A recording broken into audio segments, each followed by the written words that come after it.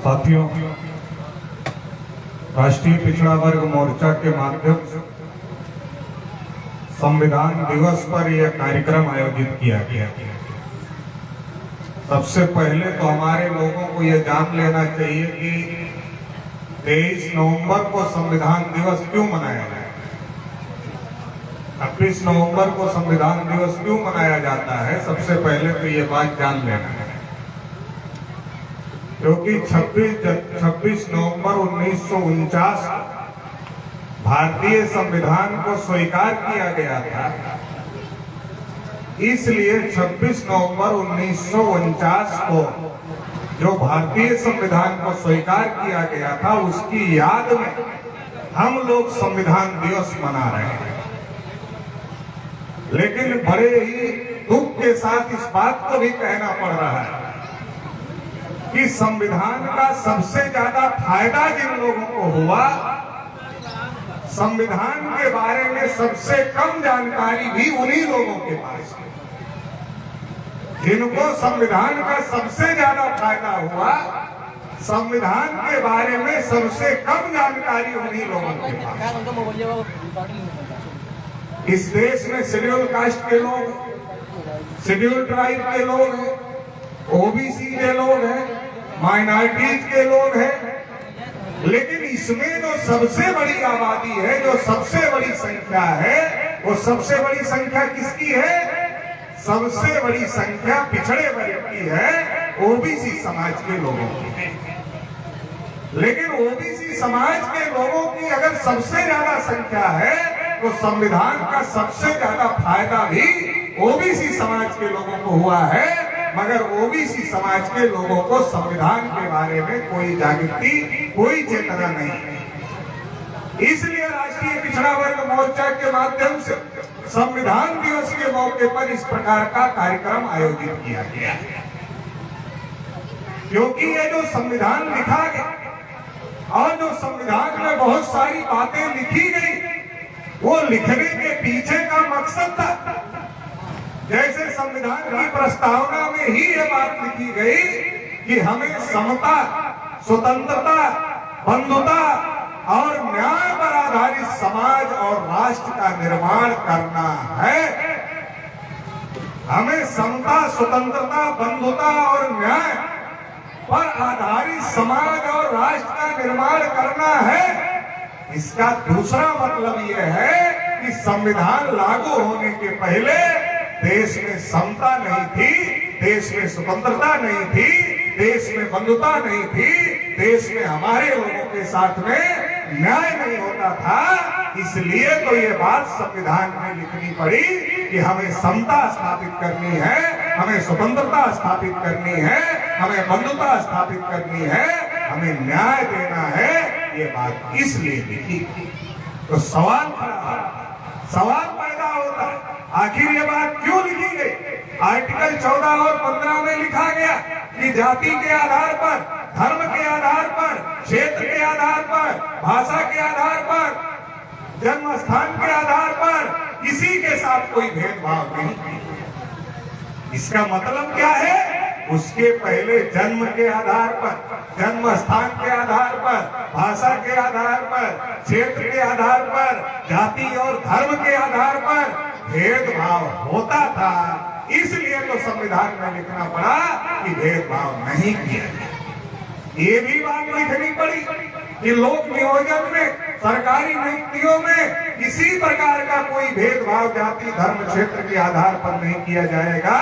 ये बात भी लिखने की जरूरत इसलिए पड़ी कि ऐसा होता था, इसलिए लिखने की जरूरत पड़ी। आर्टिकल 17 में लिखा गया अस्पृश्यता का अंत किया जाता है। लिखना पड़ा कि छुआछूत का अंत किया जाता है। वो इस बात के लिए लिखना पड़ा कि हमारे लोगों के साथ छुआछूत होता था, इसलिए लिखना पड़ा कि अस्पृश्यता का, छुआछूत का अंत किया जाता है।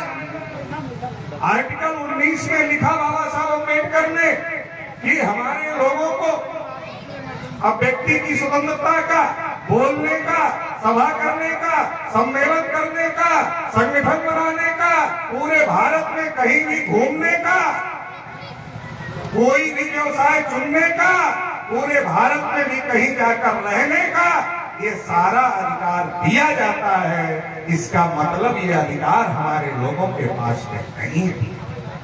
अगर ये बहुत सारी बातें अगर संविधान में नहीं लिखी गई होती तो आज जो पिछड़े वर्ग के लोग तमाम प्रकार के बिजनेस कर रहे हैं, क्या उनको बिजनेस करने का अधिकार होता? उनको वो बिजनेस करने का अधिकार नहीं होता। लोहार होता तो लोहे का काम करता, कुम्हार होता तो मिट्टी का काम करता, कुर्मी होता तो अनाज पैदा करता, मौर्या होता तो सब्जी भाजी बेचने का काम करता। इसके अलावा वो दूसरा काम नहीं कर सकता था। जो काम जिसके लिए निर्धारित था वही काम करना पड़ता। लेकिन भारतीय संविधान में बाबा साहब अम्बेडकर ने आर्टिकल 19 में अधिकार दिया। आज हम बोल रहे हैं, आप कुर्सी लगाकर सुन रहे हैं और पुलिस वाले आपकी सिक्योरिटी में भी आकर के खड़े हुए हैं। तो ये क्यों खड़े हुए हैं? जिनको कभी बोलने नहीं दिया जाता था, आज उनकी सुरक्षा के लिए पुलिस वालों की ड्यूटी लगाई जाती है। तो ये क्यों लगाई जाती है? ये भारतीय संविधान ने अधिकार दिया, इसकी वजह से लगाई जाती है। इसलिए अगर इस संविधान की रक्षा करना है तो रक्षा करने का सबसे पहला कर्तव्य पिछड़े वर्ग के लोगों का है कि इस संविधान की रक्षा होनी चाहिए। लेकिन पिछड़े वर्ग के लोगों को इस संविधान के बारे में जानकारी नहीं है। पिछड़े वर्ग के लोगों को इस संविधान के बारे में चेतना नहीं है। और क्योंकि पिछड़े वर्ग के लोगों को बार बार ये बहकाया जाता है, बार बार ये भड़काया जाता है कि संविधान में तुम्हारे लिए तो कुछ लिखा ही नहीं है। सारा का सारा शेड्यूल कास्ट के लोगों के लिए डॉक्टर अम्बेडकर ने लिख दिया, तुम्हारे लिए तो कुछ लिखा ही नहीं है। तो तुमको संविधान को मानने की क्या जरूरत है? ऐसा पिछड़े वर्ग के लोगों को ब्राह्मणों के द्वारा भड़काया जाता है। मगर ये बात सही नहीं है। मैंने एक एक आर्टिकल पढ़ के आपको बताया कि किस प्रकार से हमारे लोगों के लिए अधिकार दिए गए। और अगर ये अधिकार नहीं दिए जाते तो इसके पहले मनुस्मृति का राज था, और जो मनुस्मृति का कानून था तो पिछड़े वर्ग के लोगों को पढ़ने का अधिकार नहीं था, धन संपत्ति रखने का अधिकार नहीं था, बोलने सुनने का अधिकार नहीं था, कुर्सी पर बैठने का अधिकार नहीं था। और मनुस्मृति में ब्राह्मणों ने लिखा है कि अगर इनके कान में ज्ञान का एक शब्द पड़ जाए तो शीशा पिघला कर डाल दे। आंख से देख ले तो आंख में सूजा डाल देना चाहिए, आंख फोड़ देना चाहिए, उच्चारण करे तो जीभ काट लेनी चाहिए। ऐसा लिखा हुआ है। एकलव्य की कहानी आप लोगों ने सुनी होगी। एकलव्य जब गुरु द्रोणाचार्य के पास जाते हैं और गुरु द्रोणाचार्य को कहते हैं कि गुरुजी हमें भी धनुर्विद्या सिखा दो, तो गुरुजी पूछते हैं तुम्हारा कुल क्या है, तुम्हारा गोत्र क्या है। जैसे एकलव्य बताते हैं अपना कुल गोत्र, द्रोणाचार्य समझ जाते हैं एकलव्य ब्राह्मण भी नहीं है और एकलव्य क्षत्रिय भी नहीं है, एकलव्य पिछड़े वर्ग के आदमी है। तो तुरंत भी गुरु द्रोणाचार्य एकलव्य को शिक्षा देने से मना कर, और गुरु द्रोणाचार्य एकलव्य को शिक्षा देने से मना कर देते हैं। एकलव्य तय करते हैं कि हमें तो धनुर्धर बनना ही बनना है, और एकलव्य स्वतः अभ्यास करते हैं तो दुनिया के सबसे बड़े धनुर्धर बन जाते हैं। कितने बड़े धनुर्धर बन जाते हैं? जो विद्या एकलव्य को आती है वो विद्या द्रोणाचार्य को भी नहीं आती है। जब द्रोणाचार्य एकलव्य की कला को देखते हैं अचंभित हो जाते हैं। अर्जुन द्रोणाचार्य को पूछते हैं, गुरुजी ये विद्या तो आपने हमको नहीं सिखाई। द्रोणाचार्य सोचते हैं ये विद्या तो मुझे ही नहीं आती, ये विद्या मैं तुमको कैसे सिखा सकता हूँ। द्रोणाचार्य जाते हैं, एकलव्य दिखते हैं और ऐसा लिखा गया है कि एकलव्य का अंगूठा कटवा लिया जाता है। क्यों कटवा लिया जाता है? क्योंकि एक एकलव्य पैदा हो गया इस समाज में, ये हजारों लाखों एकलव्य पैदा करेगा। और अगर हजारों लाखों एकलव्य पैदा हो गए तो ये जो समाज है ये गुलामी बर्दाश्त नहीं करेगा, लड़ाई लड़ने का काम करेगा। एक विवेक का बल होता है, एक बुद्धि का बल होता है, एक धन का बल होता है, और एक बाहुबल होता है, शस्त्र का बल होता है, ताकत का बल होता है। तो इन सभी प्रकार के बलों से हमको वंचित करने का काम किया। पढ़ने से रोका ताकि बुद्धि बल ना हो, धन संपत्ति रखने से रोका, मनुस्मृति उठाकर पढ़ लो, लिखा हुआ है कि अगर इन लोगों को मजदूरी भी दिया जाए तो ऐसे फटे पुराने कपड़े में दिया जाए कि आधी मजदूरी रास्ते में गिर जानी चाहिए, आधी मजदूरी इनके घर पहुंचनी चाहिए। देहाती में कहावत है हमारे यहाँ, न मरे दिए और न मोटाए दे, न मोटा होने देंगे न मरने देंगे, क्योंकि हमारा आदमी मर जाएगा तो उनके घर काम कौन करेगा, और मोटा हो जाएगा तो भी उनके घर काम नहीं करेगा। इसलिए न मरने देते हैं न मोटा होने देते हैं। शारीरिक बल खत्म किया, बुद्धि का बल खत्म किया, शस्त्र रखने पर पाबंदी लगाई थी, शस्त्र का बल खत्म किया। ये जो सारी पाबंदी लगाई थी, धन रखने पर पाबंदी लगाई थी, लिखा हुआ है शूद्रों को धन नहीं रखना चाहिए, और अगर कहीं रास्ते में भी इनको गिरा हुआ धन मिल जाए तो आधा धन किसी बड़े विद्वान ब्राह्मण को दान कर देना चाहिए और आधा धन राजा के राजकोष में जमा कर देना चाहिए। अपने पास में गिरा हुआ धन अगर मिल जाए तो भी नहीं रखना चाहिए। मनुस्मृति ने आपको सभी प्रकार से कमजोर करने का काम किया। और ये मनुस्मृति क्यों लिखी गई पता है? मनुस्मृति क्यों लिखी गई पता है? इस देश में जब ब्राह्मणों ने वर्ण व्यवस्था बनाई थी, ब्राह्मण क्षत्रिय वैश्य और शूद्र बनाया था, इस देश के मूल निवासियों को शूद्र बनाया था, तो उसके विरोध में तथागत बुद्ध ने पूरे देश भर में अभियान चलाया था वर्ण व्यवस्था के विरोध में। आज जब हम ब्राह्मणवादी व्यवस्था का विरोध करते हैं तो हमारे ही पिछड़े वर्ग के लोग खड़े हो जाते हैं और कहते हैं ये तो आप लोग तो ब्राह्मणों का विरोध करते हैं। अरे भाई, ब्राह्मणों ने हजारों साल से हमको लाख झूठे मारे, हमारा सत्यानाश किया, उन्होंने सत्यानाश किया, और हम बता रहे हैं कि उन्होंने सत्यानाश किया, तो हम विरोध कहाँ कर रहे हैं? उन्होंने सत्यानाश किया, हम केवल मुंह से बता रहे हैं कि उन्होंने सत्यानाश किया। और ये बताने का अधिकार भी ये जो भारतीय संविधान है उसके आर्टिकल 19 में दिया हुआ है, इसलिए मैं बता पा रहा हूँ, तो नहीं तो मैं बता भी नहीं सकता था। तो हम केवल बताने का काम कर रहे हैं। बुद्धा ने वर्ण व्यवस्था के विरोध में अभियान चलाया, और बुद्धा कौन थे? पिछड़े वर्ग के थे। आज के पिछड़े वर्ग के लोगों को बात समझ में नहीं आती। बुद्ध की इतनी गौरवशाली विरासत, अशोक की इतनी गौरवशाली विरासत, ये जो हमारे पुरखों की गौरवशाली विरासत है, बुद्ध और अशोक की गौरवशाली विरासत, उसको छोड़ करके हम राम और श्याम में फंसे पड़े हैं। तुलसीदास का गाते हैं कि पूजे विप्र सकल गुण ही ना, और शूद्र न पूजे गुण ज्ञान पर भी ना। और पता ही नहीं शूद्र किसको कहा, ये पता ही नहीं है। और पंडित तुलसीदास का गाना गाते रहते हैं। तो पिछड़े वर्ग के लोगों को साथियों सतर्क होने की जरूरत है, पिछड़े वर्ग के लोगों को समझने की जरूरत है। बुद्धा ने जब हमारी गुलामी के खिलाफ में आंदोलन चलाया, बुद्धा ने जब वर्ण व्यवस्था के खिलाफ में आंदोलन चलाया, तो केवल सामाजिक क्रांति ही नहीं हुई, राजनीतिक क्रांति भी हुई। सम्राट अशोक का अगर आप राज देखो, चंद्रगुप्त मौर्य का अगर आप राज देखो, तो पूरी दुनिया में अफगानिस्तान तक हमारा राज था। इतना बड़ा भारत हमारा था। जब हमारे पुरखों का राज था तो भारत इतना बड़ा राज था। भारत विश्वगुरु था, भारत सोने की चिड़िया था, और पूरी दुनिया के लोग भारत में पढ़ने के लिए आते थे। आज अगर आप में से किसी का बेटा बेटी कोलंबिया यूनिवर्सिटी में पढ़ने के लिए जाए, तो आप कहते हो हमारा बेटा बेटी वहां पढ़ने के लिए गया है। आप गर्व और गौरव से सबको बताने का काम करोगे। लेकिन ये वो भी दौर था जब हमारे पुरखों का राज था, तो पूरी दुनिया के लोग इस बात पर गर्व करते थे कि उनका बेटा और बेटी भारत के नालंदा यूनिवर्सिटी में पढ़ता है। इस बात पर गर्व करने का काम करते थे। इतना गौरवशाली इतिहास हमारा। लेकिन अंतिम मौर्य शासक राजा वीरभद्र की हत्या के बाद में जब ब्राह्मणों का राज आया, तो ब्राह्मणों ने मनुस्मृति लिखने का काम किया, और मनुस्मृति लिख करके हमारे लोगों को गुलाम बनाने का काम किया। पढ़ने लिखने के अधिकार से, धन संपत्ति रखने के अधिकार से, बोलने सुनने के अधिकार से, सभी प्रकार के अधिकार पर रोक लगाने का काम किया।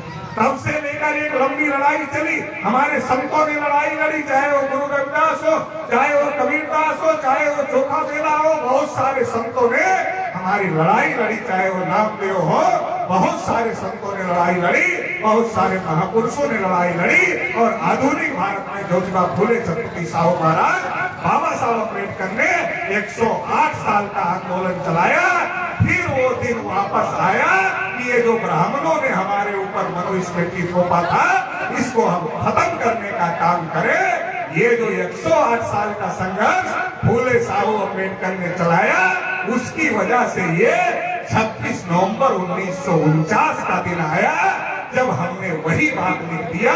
बाबा साहब अम्बेडकर ने संविधान में वही बात लिख दिया। कौन सी बात लिख दिया? जो तथागत खुद कहते थे, समता, स्वतंत्रता, बंधुता और न्याय।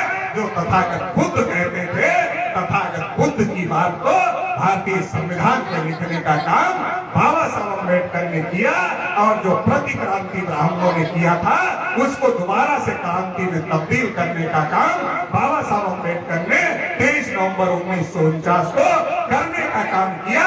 ये केवल संविधान दिन नहीं है, बल्कि ये हमारे लिए क्रांति का दिन है, ये हमारे लिए अधिकार का दिन है, ये क्रांति का दिन है। इतनी बड़ी क्रांति 23 नवंबर 1949 को हुई थी, इसलिए इस दिन को हम लोग संविधान के दिन में मनाते हैं। लेकिन साथियों, बड़े दुख के साथ कहना पड़ रहा है, हमारे लोग जागृत नहीं है, और हमारे लोगों के जागृत ना होने की वजह से संविधान में समता लिखा है, लेकिन आपके समाज का राष्ट्रपति मंदिर में नहीं जा पाता है। रामनाथ कोविंद जी पुष्कर के मंदिर में गए, ब्राह्मणों ने उनको धक्का मार करके बाहर कर दिया और कहा कि तुम देश के राष्ट्रपति हो सकते हो, मगर मंदिर का राष्ट्रपति तो ब्राह्मण ही होता है, इसलिए रामनाथ कोविंद को अंदर नहीं जाने दी। अखिलेश यादव जी उत्तर प्रदेश के मुख्यमंत्री थे, जब कुर्सी से हटे तो उनका कमरा गंगा जल और गौमूत्र से शुद्ध किया गया। कहाँ है समता? किधर है समता? समता संविधान में लिखा है, लेकिन लागू करने में समता नहीं है, क्योंकि बाबा साहब अम्बेडकर ने एक बात कही थी, ये संविधान कितना भी अच्छा हो, लेकिन अगर इसको लागू करने वाले लोग बुरे होंगे तो ये संविधान अंततः बुरा साबित होगा।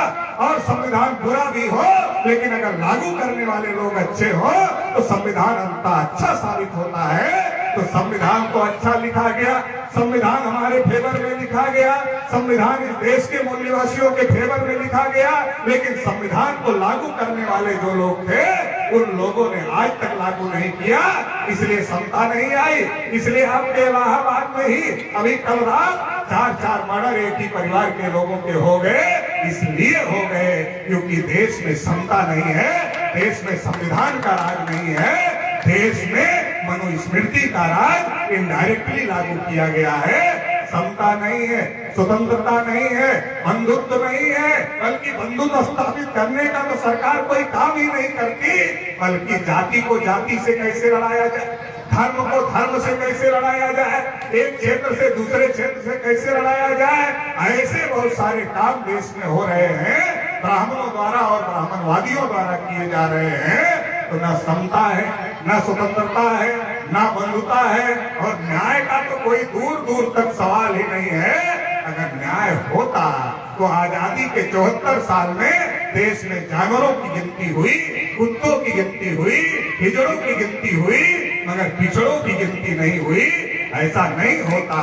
लेकिन मुझे तो इससे ज्यादा बड़ा आश्चर्य लगता है, अरे पिछड़े देश में 52 से 60% है, हम कहते हैं हम 52 से 60% है, और हम 52 से 60% लोग मिलकर अपनी गिनती भी नहीं करवा पा रहे हैं। इसलिए हम पिछड़े वर्ग के लोगों को पूछते, अरे भाई पिछड़े वर्ग के लोगों, पढ़े लिखे लोगों, बताओ दुनिया में कितने अजूबे हैं? तो हमारे पढ़े लिखे लोग कहते हैं, पटेल जी दुनिया में 7 अजूबे हैं। हमने कहा अपनी तरफ नहीं देखा क्या?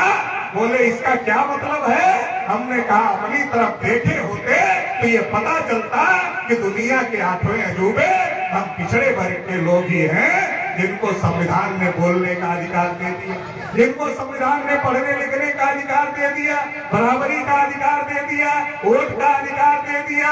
आपकी संख्या 60% है, आप जिसकी सरकार चाहो बना सकते हो, अब भी आप अपने अधिकार नहीं ले पा रहे हो, तो आप दुनिया के 8वें अजूबे से कम नहीं हो।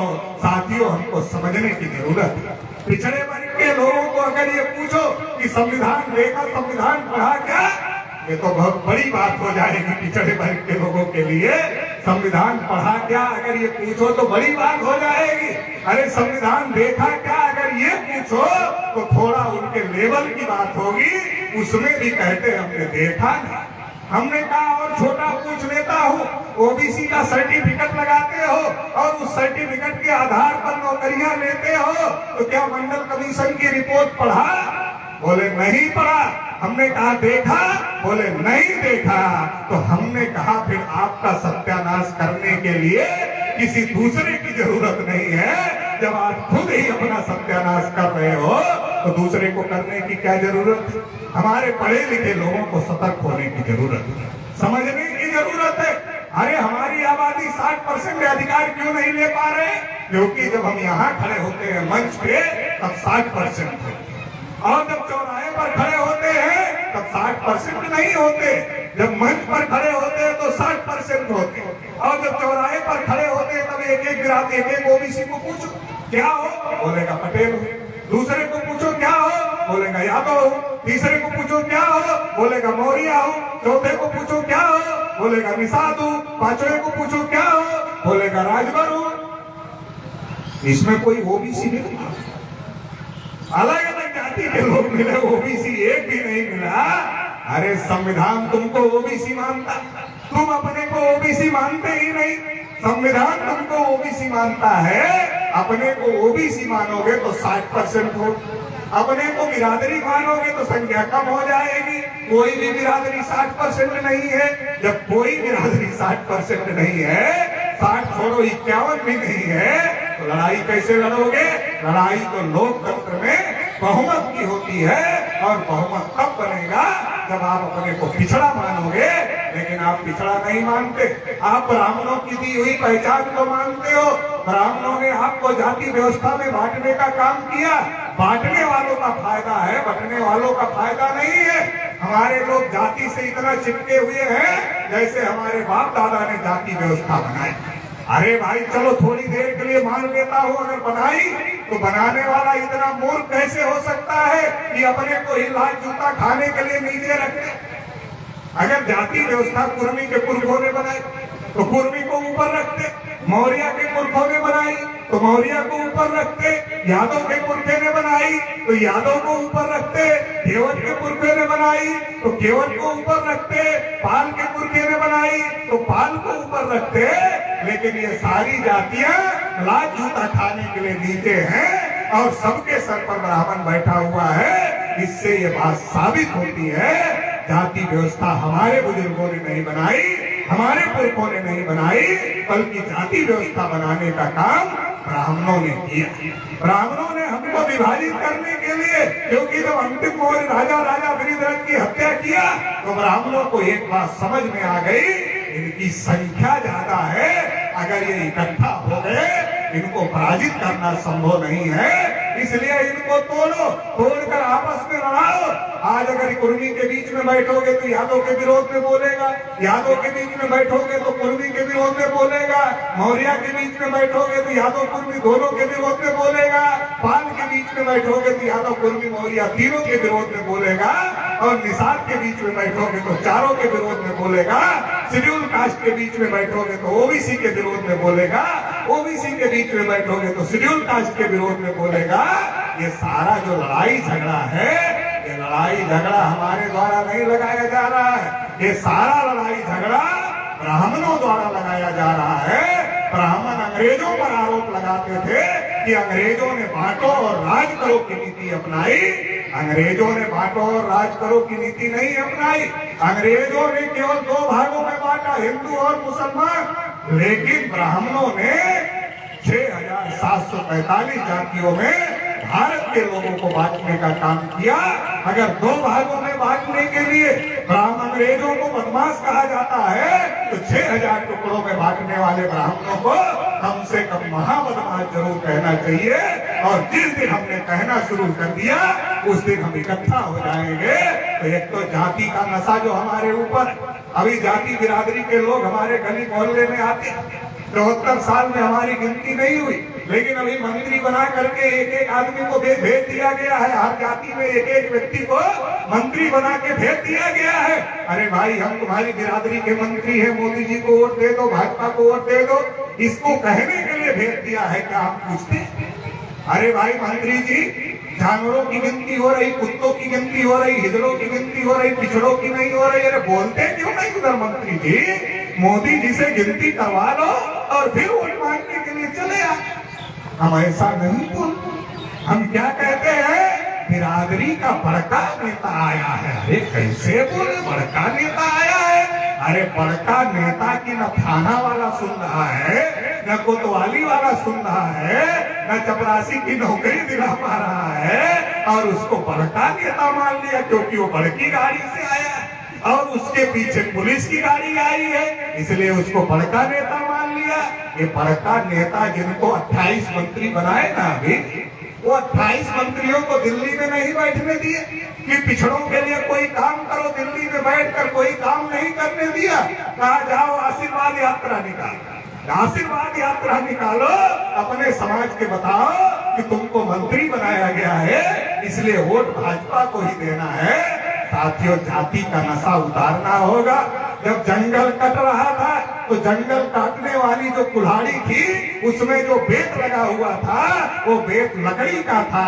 तो जंगल के जो पेड़ थे वो सोच रहे थे, अरे जंगल भले कट रहा है, बेत तो अपना भाई है।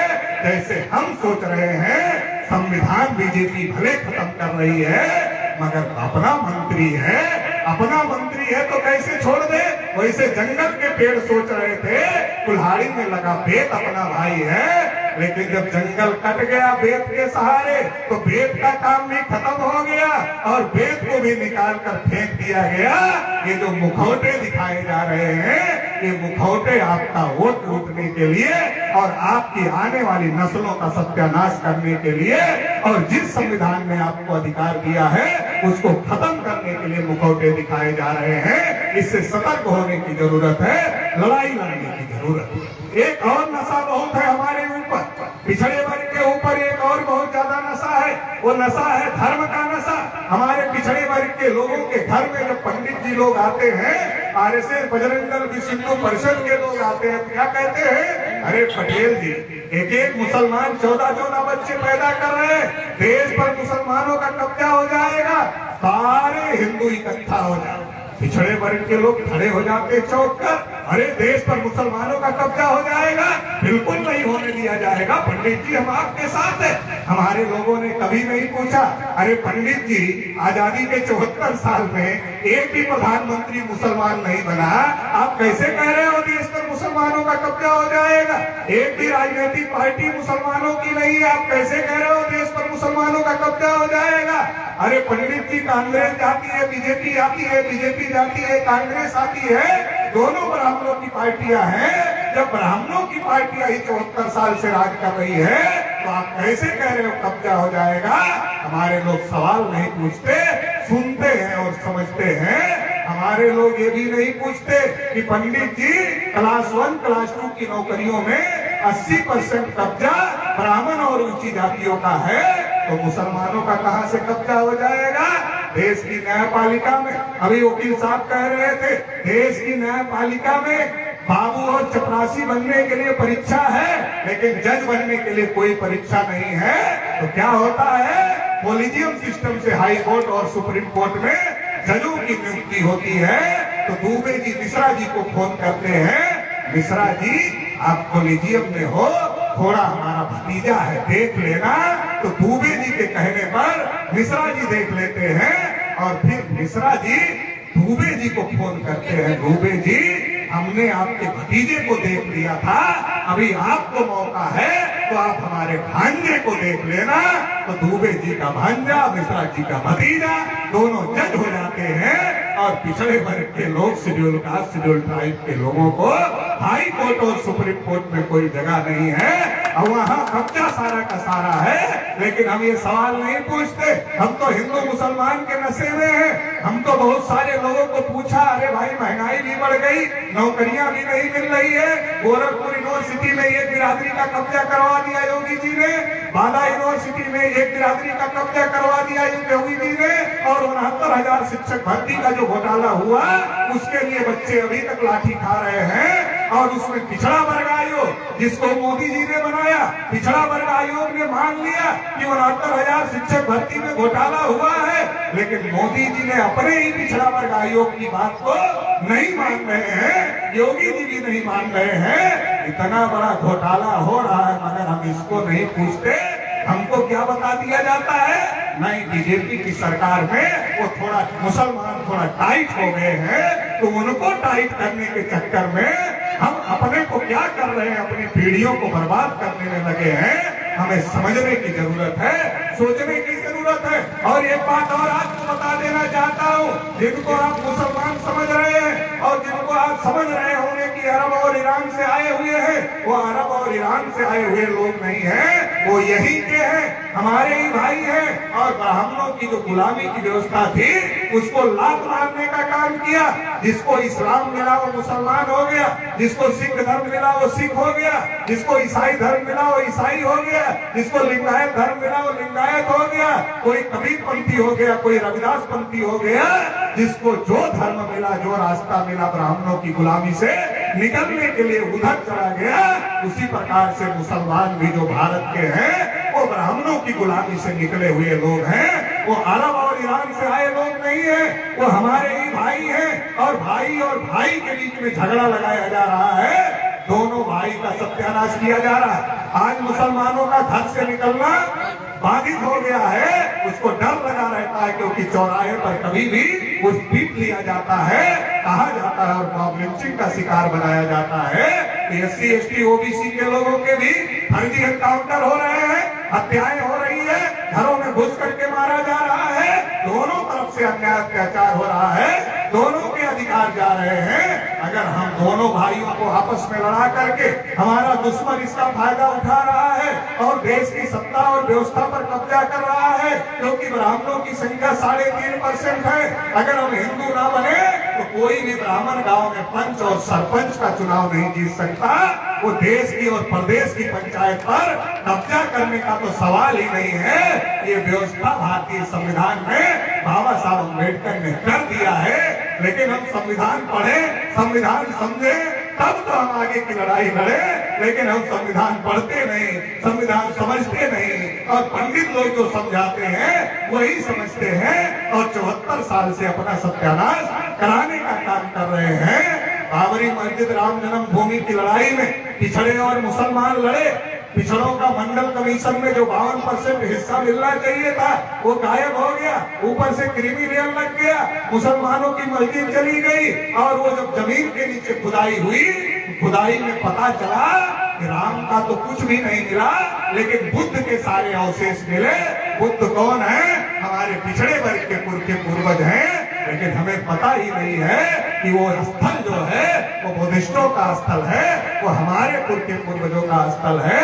तो साथियों, हमें समझने की जरूरत है। और जब ट्रस्ट बनाया गया तो एक भी ओबीसी को नहीं रखा गया। हमने कहा अरे भाई भाजपा वालों, दूसरे ओबीसी के लोग खराब होंगे, लेकिन विनय कटियार तो बढ़िया वाले हिंदू हैं, कल्याण सिंह तो बढ़िया वाले हिंदू हैं, उमा भारती तो बढ़िया वाली हिंदू है, परवीन तोगड़िया तो बढ़िया वाले हिंदू है, रितंबरा तो बढ़िया वाली हिंदू है। कम से कम जो बढ़िया वाले हिंदू हैं, जिन्होंने बाबरी मस्जिद गिराया था, उनको तो ट्रस्ट में रख लेते, दूसरे को नहीं रखते, कोई बात नहीं, उनको रख लेते। लेकिन न विनय कटियार को रखा, न कल्याण सिंह को रखा, न उमा भारती को रखा, न परवीन तोगड़िया को रखा, न रितंबरा को रखा, न किसी ओबीसी को रखा। इसका मतलब क्या है? इसका मतलब ये है पिछड़े वर्ग का इस्तेमाल करो और फेंक दो। जब लड़ाई लड़ना था मुसलमानों से, तब विनय कटियार बढ़िया वाले हिंदू थे, कल्याण सिंह बढ़िया वाले हिंदू थे, उमा भारती बढ़िया वाली हिंदू थी, परवीन तोगड़िया बढ़िया वाले हिंदू थे, रितंबरा बढ़िया वाली हिंदू थी। कब? जब मुसलमानों से लड़ना था। लेकिन जब ट्रस्ट में जगह लेना था तब वो बढ़िया वाले हिंदू नहीं है। जब मुसलमान से लड़ना हो तब पिछड़ा वर्ग बढ़िया वाला हिंदू, जब वोट देना हो तब हम बढ़िया वाले हिंदू। और जब चंदा देना हो तब भी बढ़िया वाले हिंदू, लेकिन जब अधिकार की मांग करे, अपनी गिनती की मांग करे, अपनी संख्या के अनुपात में हिस्सेदारी की मांग करे, तो हम बढ़िया वाले हिंदू नहीं हैं। ये जो साजिश देश में चल रही है, इसको खत्म करने की जरूरत है और ये कह देने की जरूरत है कि तुम अपना हिंदू अपने पास रखो, क्योंकि रामायण में हिंदू नहीं, महाभारत में हिंदू नहीं, गीता में हिंदू नहीं, वेद पुराण श्रुति स्मृति कहीं पर हिंदू नहीं लिखा है। हिंदू नाम का कोई धर्म ही नहीं है और हिंदू किसी भी ग्रंथ में नहीं लिखा है। ये हिंदू तो गुलाम बनाने का कार्यक्रम है। हिंदू के नाम पर मुसलमानों के खिलाफ में भड़काकर अल्पसंख्यक ब्राह्मण बहुसंख्यक हो रहे हैं। इसलिए हमको कह देना चाहिए कि तुम अपना हिंदू अपने पास में रखो। और अब हमको संविधान ने ओबीसी की पहचान दिया है, तो हम ओबीसी हैं और हम अपने हक अधिकार की लड़ाई, जो इस देश में अधिकार वंचित है, एससी एसटी और माइनॉरिटी के लोग, हम सब भाई मिलकर के लड़ने का काम करेंगे। इस बात को पिछड़े वर्ग के लोगों को तय करना होगा। इस बात की पहल भी पिछड़े वर्ग के लोगों को करनी होगी। आज संविधान पर डाका डाला जा रहा है, बड़े पैमाने पर निजीकरण किया जा रहा है, सरकारी संपत्तियां बेची जा रही है, नौकरी नहीं बची है, तो आरक्षण कागज पर रहेगा, प्रैक्टिकल में आरक्षण 0 हो गया है, क्योंकि रेलवे बेच दिया, बीएसएनएल बेच दिया और जितनी भी सरकारी कंपनियां थी, जिन सबको बेचने में मोदी जी लगे हुए हैं, वो लगातार बेचने का काम कर रहे हैं। तो संविधान में जो आपके लिए आरक्षण की व्यवस्था दी गई है, वो आरक्षण की व्यवस्था भी खत्म की जा रही है। तो ये जो देश में साजिश चल रही है, इस साजिश को रोकना होगा और रोकने का की जिम्मेदारी पिछड़े वर्ग के लोगों को अपने हाथ में लेनी होगी, क्योंकि संख्या हमारी ज्यादा है। फायदा अगर हमको ज्यादा होता है तो नुकसान भी हमको ज्यादा होगा। अगर फायदा ज्यादा हुआ है तो संविधान खत्म होगा, तो नुकसान भी हमको ज्यादा होगा। इसलिए इस लड़ाई को पिछड़े वर्ग के लोगों को अपने हाथ में लेने की जरूरत है। आज खुलेआम जंतर मंतर पर संविधान जलाया गया, लेकिन कोई भी बोलने का काम नहीं किया। इस देश में मनवादी ताकतें, ब्राह्मणवादी ताकतें इतनी ज्यादा हावी हो गई है, उनको अगर हम रोक सकते हैं तो हम पिछड़े वर्ग के लोग रोक सकते हैं। इसलिए पिछड़े वर्ग के लोगों को ये जिम्मेदारी अपने हाथ में लेना होगा और फिर से जो संविधान को खत्म करने की कोशिश कर रहे हैं, उनको सबक सिखाने का काम करना होगा।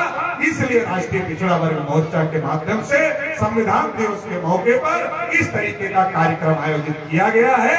आप सभी लोगों ने इस कार्यक्रम में, आप सभी लोगों ने शिरकत किया, इसके लिए हम लोग आपके आभारी हैं। लेकिन केवल शिरकत करने से काम नहीं बनेगा। ये जो बातें हैं, ये हमारे समाज को जाकर समझानी पड़ेगी। गांव गांव घर घर जाकर के बताना पड़ेगा, गांव गांव घर घर जाकर के समझाना पड़ेगा। क्योंकि अगर आप समझाओगे नहीं अपने समाज को, तो आपका दुश्मन तो समझा ही रहा है। आपका दुश्मन समझाएगा तो गलत समझाएगा, गलत समझाएगा तो आपका नुकसान हो जाएगा। लेकिन आप समझाओगे तो आपके समाज के हित में समझाओगे। इसलिए हमारी ये जिम्मेदारी है, अगर हम समझ गए हैं तो अपने समाज के लोगों को समझाने का काम करें, ताकि ये जो संविधान को खत्म करने के लिए जो ताकतें जोर लगा रही है, उनको रोकने का काम किया जाए और इस लड़ाई को मजबूत करने का काम किया जाए। और पिछड़ों के साथ जो 74 साल में हकमारी हुई है, 52 को 27 दिया, 27 में केवल 4 मिला है, तो वो जो 52 को 52 मिलना चाहिए, वो हम अपना हक अधिकार भी हासिल करें। इसके लिए साथियों हम लोगों को लड़ाई लड़ना पड़ेगा। लेकिन वो लड़ाई तभी होगी जब जाति और धर्म से ऊपर उठकर अपने को पिछड़ा वर्ग मानेंगे, तभी वो लड़ाई होगी। नहीं तो वो लड़ाई नहीं हो सकती है। तो अपने को पिछड़ा वर्ग मानना होगा, तब हम 52 से 60% होंगे। और शेड्यूल कास्ट के लोग भी अधिकार वंचित है, शेड्यूल ट्राइब के लोग भी अधिकार वंचित है, माइनॉरिटीज के लोग भी अधिकार वंचित है। जो भी अधिकार वंचित है, उन सभी को साथ में लेना होगा। और जो जालिमों का निजाम, जो नाइंसाफी का निजाम भारत पर कायम हुआ है, उसको ध्वस्त करना पड़ेगा और इंसाफ कायम करना पड़ेगा। इंसाफ क्या है? सबकी गिनती करो और जिसका जितना हिस्सा है उसका उतना हिस्सा दे दिया जाए, यही इंसाफ है। हम पिछड़े वर्ग के लोगों ने तय किया है, हमने कभी दूसरे का हिस्सा नहीं खाया। हम तो किसान लोग हैं, अपनी फसल भी अगर बेचते हैं, पहले तौल कर देते हैं, ऊपर से थोड़ा और दे देते हैं कि कम नहीं होना चाहिए। हम तो किसान हैं, फसल भी बेचते हैं, थोड़ा ज्यादा ही देते हैं। वो हमको सामान देते हैं, डंडी मार के देते हैं, लेकिन हम बेचते हैं तो थोड़ा ज्यादा ही देते हैं। तो हमें किसी का हक नहीं खाना है, लेकिन अब पिछड़े वर्ग में खाना है कि हमारे हक अधिकार पर कोई कब्जा करेगा तो इसे भी बर्दाश्त नहीं करेंगे। ये आवाज घर घर तक पहुंचाना होगा, संविधान को बचाना होगा। आज ईवीएम से लोकतंत्र की हत्या हो रही है। ईवीएम से जो पेपर ट्रेल लगा हुआ है उसकी कागज की काउंटिंग हो, इसके लिए भी लड़ाई लड़ना होगा। ये सारी लड़ाई लड़ने का काम राष्ट्रीय पिछड़ा वर्ग मोर्चा के माध्यम से चल रहा है। अभी हम लोगों ने 5 चरण में आंदोलन घोषित किया था जाति आधारित जनगणना के लिए, जो नरेंद्र मोदी ने सुप्रीम कोर्ट में लिख करके दिया कि हम नहीं करेंगे। उसके विरोध में 3 कृषि काले कानूनों के विरोध में, ईवीएम के विरोध में, पुरानी पेंशन स्कीम बहाल हो इसके लिए, एनआरसी सीए के विरोध में, निजीकरण के विरोध में और निजीकरण में आरक्षण लागू हो इसके लिए अभी 5 चरण में पिछड़ा वर्ग मोर्चा ने आंदोलन घोषित किया था। 4 चरण का आंदोलन हमारा संपन्न हो गया है और 5वां चरण 31 जनवरी को भारत बंद किया जाएगा। तो अभी से आप लोगों को पूरी तैयारी के साथ में भारत बंद की तैयारी करना है और इतना बड़ा भारत बंद करना है कि पूरे देश को ये पता चल जाए कि ये 92 वाला ओबीसी नहीं है, 2022 वाला ओबीसी है। ये बात पता चल जाए। 92 में मूर्ख बना के इनका अधिकार खत्म कर दिया था, 2022 में इनका अधिकार नहीं छीन पाएंगे। ये हमको 31 जनवरी के भारत बंद में साबित करना है। इस लड़ाई में आप लोग साथ सहयोग करेंगे। ऐसी आशा उम्मीद के साथ आप लोगों ने मुझे सुना, इसके लिए आभार, धन्यवाद। जय संविधान, जय भारत, जय मंगल। धन्यवाद माननीय राष्ट्रीय अध्यक्ष महोदय। साथियों, राष्ट्रीय पिछड़ा वर्ग मोर्चा भारत में आजादी का आंदोलन चला रहा है। उस आजादी के आंदोलन में जिला इलाहाबाद के गंगापार यूनिट ने इस मौके पे 50,000 रुपए फंड देने का